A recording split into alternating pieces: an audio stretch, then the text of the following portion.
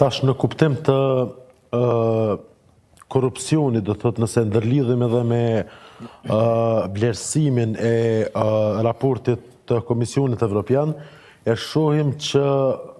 ende nuk kemi arrit, do thot përmendet vazhdimisht kjo fraza progres i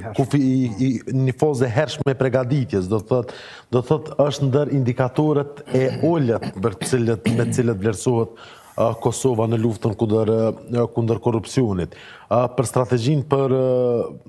problemi do thot i strategjisë kombëtare kundër korrupsionit, mosmiratimit të saj, ndoshta do ta diskutojmë edhe në vijim, mirë po ndoshta disa aspekte të tjera të cilat janë problematike janë si në kuptim parandalimit, ashtu edhe në kuptim të luftimit të korrupsionit. Nëse flasim për parandalimin e korrupsionit, do thot nuk ka rezultate konkrete, për shembull në përmes fushës së sinjalizimit, ka probleme do thot në fushën e deklarimit të pasurisë, deklarimi pasurisë si proces, do thot nuk i jep efektet e veta, për shkak se nuk është thjesht deklarimi i pasurisë, do thot nuk është që ta shuaj kurrështjen e qytetarëve lidhur me pasurinë e zyrtarëve publik, mirë po konsiderohet si një mjet antikorrupsion dhe që janë disa probleme të cilat evidentohen edhe në këtë raporte, të cilat shumica për cilave përputhen edhe me gjetjet e raporteve të Institutit të Kosovës për drejtësi. Sa i përket gjykimit të korrupsionit, tash nesër e kemi një event, një tryezë trumbullakët, ku do të prezantojmë raportin për trajtimin e rasteve të korrupsionit nga ana e sistemit të drejtësisë për vitin 2024 dhe 2025. Nuk po du ndoshta me i publiku të gjitha detajet e këtij raporti për mos t'ia humbur ekskluzivitetin e nesërm. Mirë po ideja është që problemet vazhdojnë me qenë në shumë fusha, në kuptim si në kuptim të ndjekjes, po ashtu edhe në kuptim të gjykimit të rasteve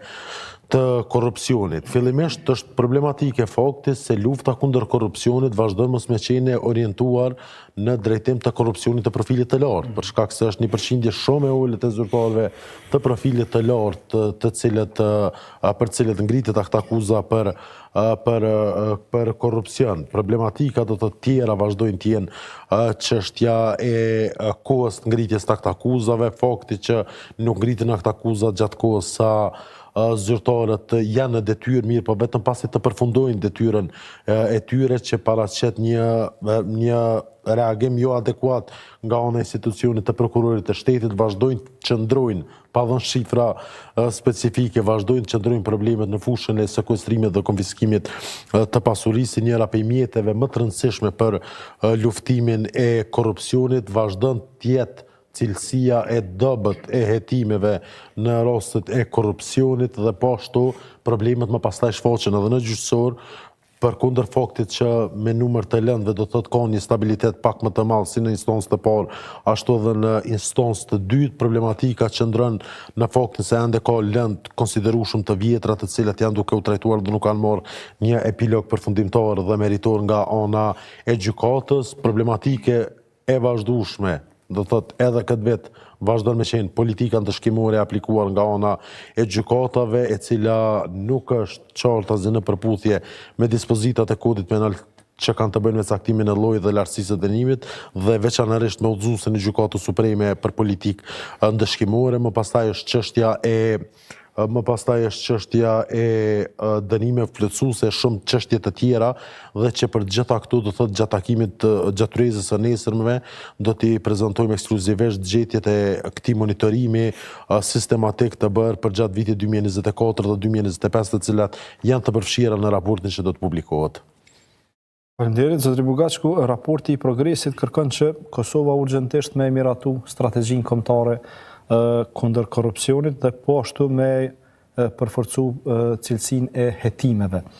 Sipas jush, cila është pengesa kryesore që Kosova nuk ka arrit me përmbush këtë kërkesë që ka qenë kërkesë ligjore? Spari, sa i përket çështjes së strategjisë kombëtare kundër korrupsionit, personalisht kam qenë vetë pjesë e disa grupeve punuese dhe është për të habitur mënyra edhe çësja që kanë ndjekur qeveria e Kosovës në draftimin e këtij dokumenti vital, unë them ashtu, që planifikon edhe që e orienton komplet strategjinë e shtetit se si do ta luftoj korrupsionin në periudhat e ardhshme. Unë mendoj që nuk ka pasur vullnet të sinqert edhe vullnet serioz nga ana e qeverisë Kosovës që ky dokument vital të miratohet. Pikëpari ne kemi pasur problemet bazike në diskutimin e këtij dokumenti, nuk është që ka qenë një dokument shumë transparent. Ju e dini që vonë është dërguar për komentim, ju e dini që edhe në ato takimet e grupit punuesar kemi shku dhe me i diskutu gjetjet ose edhe të përbajtjen e atij dokumenti, shpeshherë jemi njoftu aty për atë me këtë dokument, pra neve nuk është si na ka dërguar më herë dhe ne të kemi pasur kohën që ta komentojmë, por edhe shpeshherë edhe kur jemi ballafaqur me komente ose edhe kur kemi ofruar propozimet tona, nuk është se ato janë marrë parasysh, madje duhet me theksu që ka pasur edhe një qasje të jetë, të themi ashtu të ngurtë nga disa zyrtarë të grupit punues, eksponentë të zyrës së kryeministrit, të cilët duke që e kishin personalizuar çështjen e draftimit të këtij raporti, të kësaj analize ose të kësaj strategjie me mirë thënë, dhe si rrjedhoi kësaj qasje dhe si rrjedhoi kësaj sjellje nuk është miratuar në afatin e premtuar dhe në afatin që do duhej të kryhej. Ne i kaluam 4 vite qeverisje dhe është e çuditshme fakti se si për këto 4 vite tek në fund të mandatit tentoi të miratoj strategjia kundër korrupsionit dhe përsëri nuk arrit që të miratoj. Dhe normalisht që kjo ka ndodhur për shkak se aktorët që kanë pasur për detyrë dhe për kompetencë me hartu këtë strategji nuk kanë qenë serioz dhe unë mendoj që nuk e kanë luajtur rolin e tyre qarshi të bashkëpunimit edhe me shoqërinë civile edhe me partnerën ndërkombëtar në përmbylljen e këtij procesi. Veçanërisht ne kemi pasur shumë kritika edhe për planin e veprimit, besoni nuk ka pasur asnjë specifik konkrete se si duhet të implementohet ky raport në një afat 4 vjeçar. Pra, ne kemi diskutuar shpesh herë plani i veprimit sa herë që është hudh në diskutim, ne kemi parë që nuk ka pas asnjë ide. Do thotë zyra e kryeministit nuk e ka pas asnjë ide se si do të implementohet një çështje ose një politikë e caktuar në fushën qoftë të prokurimit, qoftë të parandalimit të korrupsionit, qoftë të sundimit të ligjit ose të efikasitetit të sistemit gjyqësor. Pra,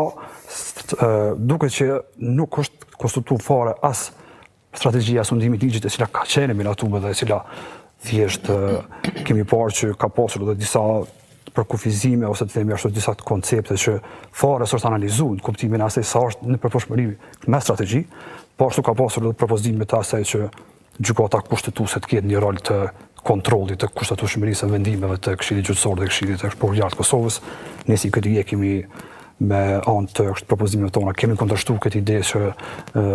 ta involvojmë gjykatën kushtetuese në kuptimin e asaj që të kontrollohet veprimtaria e KXK-s dhe e KPK-s, jo pse nuk duhet bëhet ajo punë, por thjesht ekziston ai mekanizëm. Edhe sot të gjitha palët që janë të afektuar nga këto vendime të këshillave, sot e kanë atë drejtë me kushtetuese dhe me ligje të tjera që ta afektojnë, por në tërësi kësaj strategjie i ka munguar një analizë SWOT e asaj se nuk ka pasur një lloj metodologjie të qartë se si duhet punohet, duke që nuk ka pas harmonizim as vetë brenda atij grupi që kanë pas për detyrë me hartu këtë dokument. Madje më kujtohet diku ka fundi i vitit kalum UNDP-ja me se s'ka bëj ka pasur hise në miratimin e këtij dokumenti dhe komplet në një mbledhje të fundit të mbajtur zyrtarët përkatës e përfundojnë mbledhjen në mënyrë të tensionuar në kuptimin e asaj që ne vendosim se si do të jetë kjo strategji dhe jo ajo se çka propozoni ju si grup punues dhe jo si shoqëri civile. Prandaj unë mendoj që në bazën e kësaj qasje edhe ka dështu edhe miratimi i këtij dokumenti, i cili sot po na del që është ndër raportet ose ndër dokumentet kyçe, të cilës Kosovës në raport progresit po ishin si pikë negative.